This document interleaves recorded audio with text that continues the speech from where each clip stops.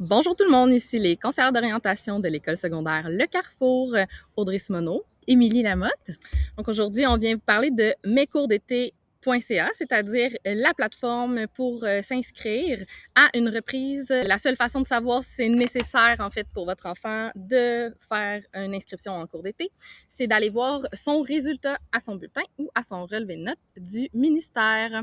Donc assurez-vous de respecter aussi les dates d'inscription qui sont affichées sur les différents sites Internet, puisque, dépendamment de où vous allez faire une inscription, un organisme externe ou sur mescoursdété.ca, les dates pourraient varier.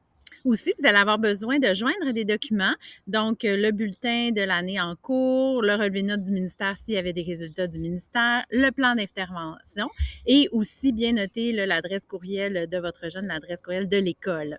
Et bien sûr, photos, captures d'écran sont acceptées, il n'y a pas de problème. Si jamais vous ne faites pas affaire avec mescoursdété.ca, avec d'autres organismes, des organismes externes, il y a plusieurs raisons en fait de se tourner vers ces organismes-là. Par exemple, si votre enfant est en secondaire 1 ou 2 et que vous souhaitez qu'il reprenne un cours en cours d'été, la plateforme offre les cours uniquement au secondaire 3, 4, 5. Puis si jamais il y a un conflit aussi avec l'horaire de votre enfant ou vos horaires, il y a possibilité aussi de se tourner vers des organismes externes. Si on a plus qu'un cours d'été à prendre aussi, ça peut être intéressant d'avoir un autre horaire de disponible via les organismes externes. Puis, si votre enfant souhaite faire un cours d'été en présentiel, par exemple, il y a La Réussite à Boucherville qui offre cette possibilité-là. À ce moment-là, ça peut être aussi une belle option. Si jamais c'est l'option vers laquelle vous vous tournez, c'est très important de vous assurer d'envoyer les résultats au cours d'été de votre enfant à la secrétaire de niveau de ce dernier, puisque nous, on n'aura pas accès à ces résultats sans avoir eu cette confirmation-là de votre part. Alors que si vous avez fait les cours d'été avec mescoursdété.ca, on va avoir automatiquement accès à leurs résultats. Excellent. Alors peut-être là, des fois, on peut se demander est-ce qu'on doit faire un cours d'été à notre enfant ou est-ce que, dans le fond, est-ce que si jamais l'élève a 2 ou 3 cours d'été à faire, comment on fonctionne, comment on priorise finalement? Alors, faut savoir que troisième, quatrième, cinquième secondaire, c'est la priorisation par la promotion, pardon, par matière. Donc, si le jeune a échoué français de 3, bien, il va devoir reprendre français de 3 l'année suivante s'il n'a pas fait de cours d'été. Et comment prioriser les matières, les choix de matières à cours d'été. Bien important de savoir le diplôme d'études secondaires, qu'est-ce qui est demandé par le ministère de l'Éducation pour justement faire les choix de priorité. Donc, c'est français, anglais de 5e secondaire, aussi et du CCQ, pardon, de 5e secondaire. Et en 4e secondaire, c'est mathématiques, histoire et sciences qui sont obligatoires. Fait qu'il faut absolument que ces matières-là soient faites dans le parcours. Et bien sûr, il faut cumuler un total de 54 unités et absolument, là, dans ces 54 unités-là, 20 de 5e secondaire. Fait que ça peut vous donner un petit guide un petit peu pour voir, là, on peut comprendre que français et anglais sont quand même prioritaires. Totalement. Donc, pour ceux et celles qui ont des enfants en secondaire 5, vous êtes peut-être déjà au courant, mais pour ceux qui ont des enfants présentement en secondaire 4, c'est important de garder en tête que tous les matières qui nécessitent un examen du ministère vont demander en fait le résultat à l'examen du ministère pour savoir si votre enfant est en réussite. Donc, la note qui va être affichée au bulletin sur Mosaïque, les parents, ne sera pas suffisante là, pour déterminer si votre enfant est en réussite ou non, par exemple en français de secondaire 5. Donc, il faut s'assurer d'aller créer notre dossier en ligne, le dossier de votre enfant, sur la plateforme du ministère de l'Éducation pour pouvoir avoir accès à son relevé de notes. Avec son relevé de notes du ministère, à ce moment-là, vous allez avoir sa réelle note à la matière. Puis, sans ça, ben, il n'y aura pas possibilité de savoir s'il est réellement en réussite ou en échec, puis si la nécessité d'un cours d'été ou d'une reprise d'examen va être nécessaire. D'ailleurs, parlant de cours d'été ou de reprise d'examen, c'est que tout ce qui touche les examens du ministère, il y a toujours la possibilité, oui, de faire un cours d'été, donc comme un cours complet, une révision, qui va inclure la reprise d'examen du ministère, mais il y a aussi la possibilité de s'inscrire uniquement à la reprise ministérielle. Donc, à ce moment-là, c'est des modalités qui sont différentes. Ça n'implique pas de faire un cours d'été complet. Dépendamment de l'examen du ministère qui va être à reprendre, les modalités peuvent être différentes. Vous allez pouvoir les retrouver sur mescoursdété.ca. Puis, Ah oui, aussi, c'est important de garder en tête que les résultats, oui, au bulletin sortent à la fin juin, mais les résultats du ministère sortent davantage début juillet. Donc, soyez attentifs, là, puis créez votre dossier d'avance. Très important. Et si jamais, là, justement, les résultats qu'on reçoit à début juillet du ministère de l'Éducation sur la plateforme, vous voulez avoir plus d'informations sur les calculs, pondérations durant l'année versus la pondération de l'examen du ministère, ainsi que la modération, on va vous laisser avec une vidéo où Sylvain Duclos vous explique ça là, de façon très, très bien. Et nous, ben, on vous souhaite un bel été et des belles vacances. Bonnes vacances.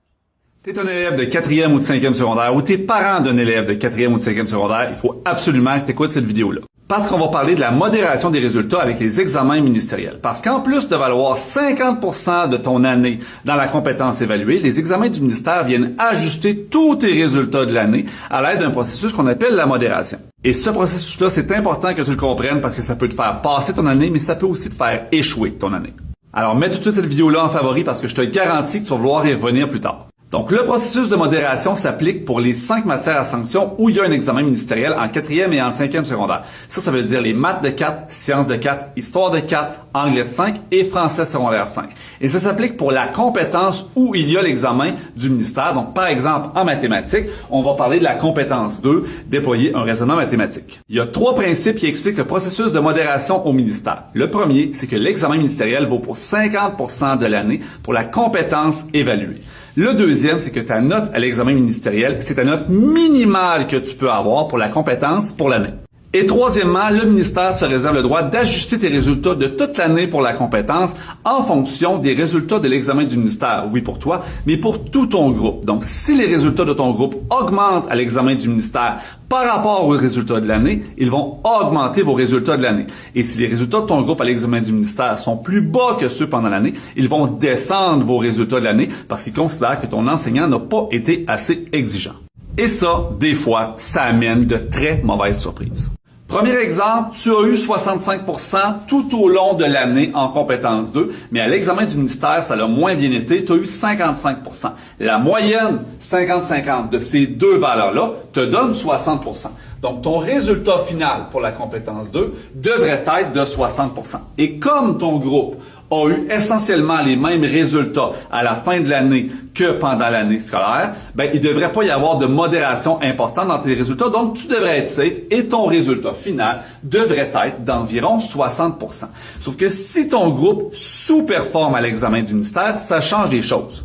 Ainsi, si ton groupe sous-performe de 4%, la moyenne du groupe est 4% plus basse à l'examen du ministère que pendant l'année, ben à ce moment-là, le ministère va considérer que ton 65% de l'année, il est surévalué et que tu aurais plutôt dû avoir 61%. Et maintenant, on va faire la moyenne pas de 65 et de 55, mais bien de 61 et de 55. Et à ce moment-là, ton résultat sera de 58%. Et tu n'es plus en réussite, malheureusement. Ah, puis le ministère ne va pas t'arrondir à 60%. Troisième exemple, tu as eu 55% tout au long de l'année, tu as eu 57% à l'examen du ministère et ton groupe est resté plutôt stable, donc pas de modération de ce côté-ci. Donc, normalement, la moyenne de ces deux résultats devrait donner 56%. Cependant, ta note du ministère et la note minimale que tu peux avoir pour la compétence. Donc ici, au lieu de faire la moyenne des deux, le ministère va dire on ne va tout simplement pas tenir compte de cette note-là. Et finalement, ta note sera de 57% au final pour la compétence. Si, au contraire, tu as eu 55% pendant toute l'année, 57% à la fin de l'année, mais que ton groupe a surperformé, tout le monde était meilleur, d'environ 10% en moyenne, bien à ce moment-là, le ministère considère que ton 55 ne vaut plus 55, il vaut 65%, et c'est la moyenne de 65 et de 57 qui donnera ton résultat final. Et ça, c'est une bonne nouvelle pour toi, parce qu'au final, en raison de la surperformance de ton groupe, tu auras un résultat final de 61% en moyenne. Maintenant, tu as eu 52% toute l'année, tu as eu 62% à l'examen du ministère, je ne sais pas qu'est-ce que ton groupe a fait en surperformance ou en sous-performance, sauf que ce que je sais, c'est que ta note minimale, ça va être ta note de l'examen ministériel. Donc ici, c'est 62. Donc tu vas avoir au minimum 62%. Tu ne peux pas avoir plus bas que ça. Que ton groupe sous-performe, qu'il surperforme, le minimum serait de 62. Au contraire, si tu avais 62% pendant l'année, mais 52% à la fin de l'année, ben là, c'est pas vrai qu'on va juste garder le 62 au ministère. En fait, on va faire la moyenne des deux. La moyenne des deux nous donne un 57%, mais ça, c'est sans tenir compte des résultats de ton groupe. Donc, supposons que ton groupe avait surperformé beaucoup. C'est possible que ça te sauve et que ça t'amène au-dessus de la barre des 60%, mais ça pourrait aussi faire baisser tes résultats. Donc, à ce moment-ci, on ne sait pas trop qu'est-ce qui va se passer avec ton résultat. Et ça nous amène à 4 principes. Le premier principe, c'est que ton prof a vraiment avantage à être exigeant avec toi en cours d'année. Pourquoi? Pour avoir des hauts standards et que tu surperformes à la fin de l'année et que ton groupe surperforme à la fin de l'année. De toute façon, ça va venir effacer les mauvais résultats si jamais vous surperformez. Deuxième principe, c'est pas terminé tant que c'est pas terminé. Même si tu es en difficulté et que ton prof est exigeant pendant l'année, si tu passes à l'examen final, ça va venir écraser ta note. Donc, ça vaut la peine de travailler fort, de faire un aide-mémoire, de faire des exercices supplémentaires, de faire de la révision. Ce n'est pas terminé tant que c'est pas terminé. Troisième principe, tes résultats ont un impact sur les résultats des autres. Donc, tu es responsable de faire au minimum à l'examen ministériel la même qualité de résultats que tu as donné toute l'année. Et quatrième principe, c'est important que tu sois en réussite à l'examen ministériel pour éviter d'être à la merci des échecs ou des baisses de résultats de tes collègues. Si tu es en réussite à l'examen du ministère, au minimum, tu es en sécurité. Sur ce, si c'est pas déjà fait, je t'invite à mettre la vidéo en favori pour pouvoir y revenir, la partager à tes amis parce que tu sais que leurs résultats influencent ton résultat. Donc, n'hésite pas à commenter, à l'étanger en commentaire, à liker et à t'abonner. Et d'ailleurs, si tu as besoin d'aide avec tes mathématiques de 4e ou de 5e secondaire, je t'invite aussi à t'abonner à ma page Sylvain Duclos Maths sur TikTok où je réponds aux questions de mathématiques du primaire et du secondaire. Et bon succès à l'examen!